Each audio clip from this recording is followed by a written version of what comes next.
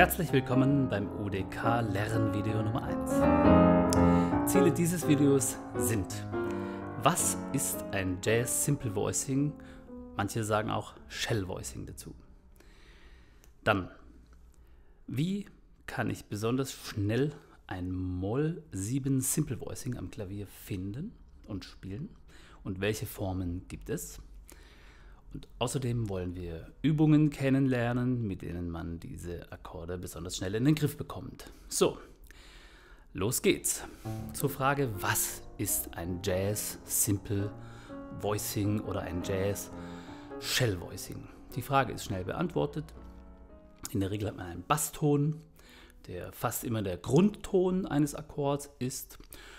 Und Simple Voicing ist, wie der Name schon sagt, das einfachste mögliche Voicing und es soll die essentiellen Informationen enthalten. Das ist in der Regel Terz, um zu wissen, ist es Dur oder Moll, und eine Septime, um zu wissen, ist eine große oder kleine Septime. Gehen wir direkt zu einem Beispiel. In diesem Video soll es ja um Moll-Sept-Akkorde gehen. Jetzt nehme ich als erstes Beispiel D Moll 7. Wir gehen schrittweise vor. Schritt 1, Grundton im Bass. Dann die Terz in der rechten Hand, das ist zu D das F, mit dem dritten Finger. Die Fingersätze, die lege ich einfach so fest aus praktischen Gründen. Das sehen wir dann im Verlauf der vielen Videos. Dritter Finger auf die Terz. Und der erste Finger auf die Septime.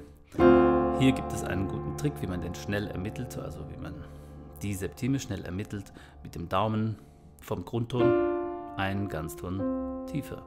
Und da der Grundton ja schon in der linken Hand ist, ist es wirklich super einfach, schnell diesen Moll-Sept-Akkord zu finden. Nämlich, nehmen wir nochmal D Moll 7, Grundton, Daumen, linke Hand gleich, also Daumen rechts, linke Hand, fünfter Finger, gleicher Ton, Moll-Terz drüber, Daumen wandert, ein Ton tiefer, voilà, fertig.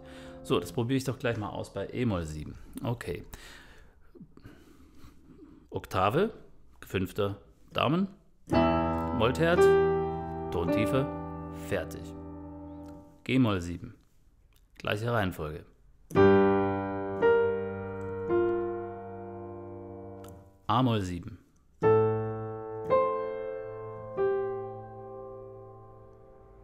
Und jetzt überspringen wir diese, das sind 2 Schritte insgesamt, denken alles nur und spielen einfach direkt los. F Moll 7. Cis Moll 7. Das ist ein Mitmachvideo. Also direkt mitmachen.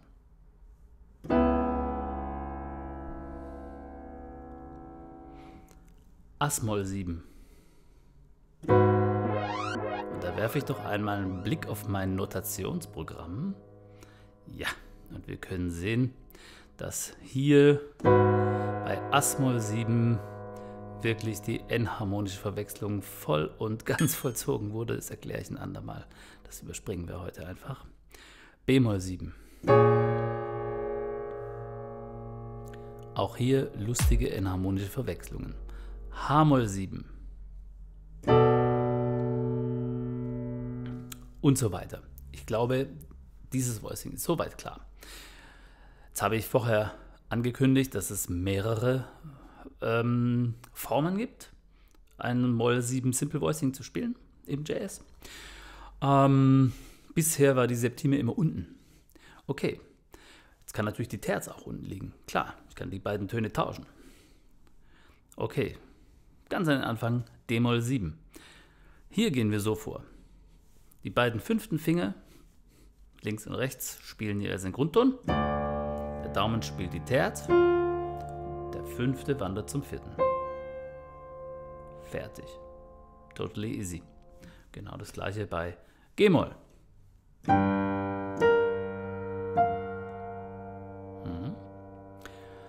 Auf die Weise ist es super bequem zu spielen. Das wäre der schöne, gut zu greifende pianistische Fingersatz, wenn man 1-4 spielt, dieses Voicing. Das Rahmenintervall ist ja eine reine Quinte. Aber ein didaktischer Fingersatz wäre an der Stelle auch ganz schön, nämlich 1-3 fühlt sich nicht ganz so bequem an, aber das hat Ziele, kommen wir bei anderen Videos drauf. Okay, wie wäre das dann? Also mit dem vierten Finger, den Grundton nehmen wir a-Moll 7, also die beiden A's, die Terz drunter und der dritte spielt die Septime. Auch hier.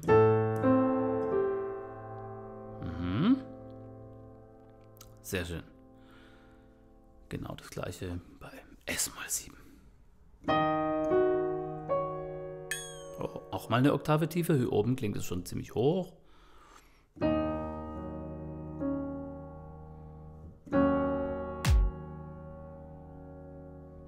Ja, welcher Fingersatz wäre eigentlich für die linke Hand ideal? Ich war da jetzt ziemlich wild, mal so, mal so. Rechts habe ich alles festgelegt.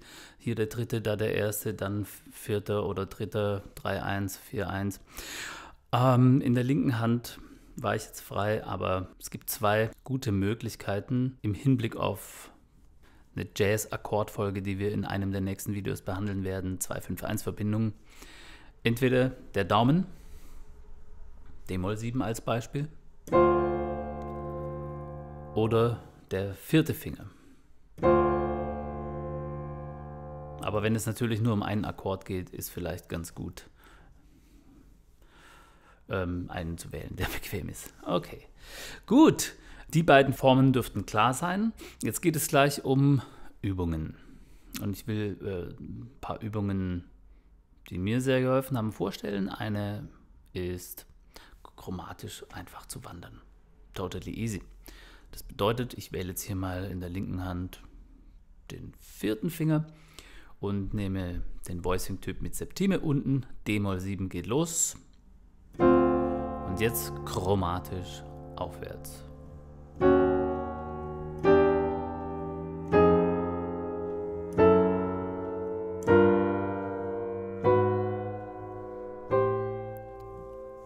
Und so weiter. Alles, was wir aufwärts spielen, spielen wir dann später natürlich abwärts. Brauchen wir jetzt hier nicht. Ganztönig. Okay, gehen wir jetzt abwärts. Fangen bei c-Moll 7 an. Wieder die Form Septime unten.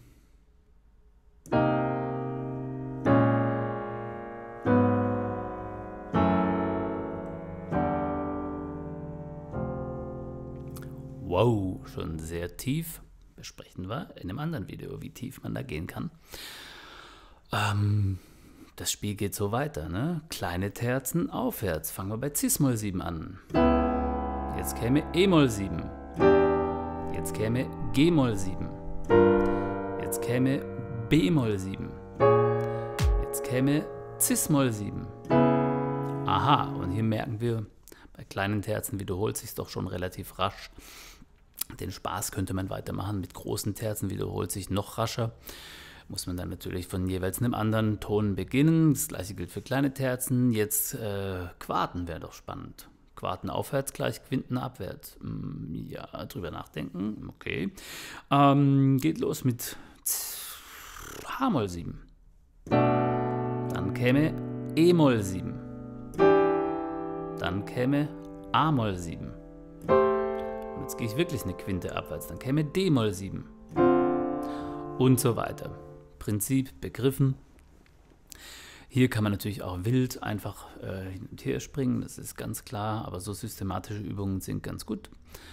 Man kann natürlich auch Jazz-Standards hernehmen und einfach gucken, welche Moll-Sept-Akkorde sind da, alle anderen Akkorde überspringen, nur Moll-7-Akkorde rausfiltern und die dann spielen in der Form. Die zweite Form hatten wir jetzt gerade nicht, mit der Terz unten und Septime oben. Das machen wir jetzt auch mal. Nehmen wir mal Quintfall. Quartanstieg gleich Quintfall, das ist ja ohnehin das gleiche. Fangen wir mal an mit e-Moll 7. Andere Form, also Septime oben, Terz unten in der rechten Hand. Und Sprung zu a-Moll 7. Jetzt gehe ich hin und her. D nach oben. G nach unten. C nach oben. F nach unten. Etc. Die Methode des Vorher-Lautsprechens ist ungeheuer wichtig, weil man dann sich automatisch mitprogrammiert. Also immer vorher sagen, was spiele ich als nächstes, dann einfach abrufen, sodass es sich immer mehr verselbstständigt, dass man später, das Ziel soll sein, dass man reflexartig jeden Moll-Septakkord in beiden Formen sofort in den Fingern hat, ohne drüber nachzudenken. Zack, es muss sofort kommen. Okay, das wäre es schon gewesen für das erste Video. Jazz Simple Voicing Moll Septakkord.